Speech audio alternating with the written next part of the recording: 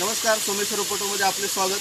आपण हे जे तुषार सिंचन पाहत आहोत ते काय तुषार सिंचन नसून बारघर धरणावरून बोहर शहराला पाणी पुरवठा करणारी पाईपलाईन, पाण्याची पाईपलाईन फुटलेली आहे आणि या कापूरहोर बोहर रस्त्याचे काम चालू असताना जो JCB इथे काम करत होता त्या JCBने हा पाईप फुटलेला असल्याने हजारो लिटर पाणी वाया जात आहे.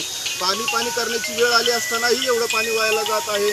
याकडे प्रशासन दुर्लक्ष करत असल्याने लवकरात लवकर या समस्येकडे लक्ष देऊन पाईपलाईन ही फुटलेली पाईपलाईन दुरुस्त करावी अशी मागणी शहरातील नागरिकांकडून होत आहे.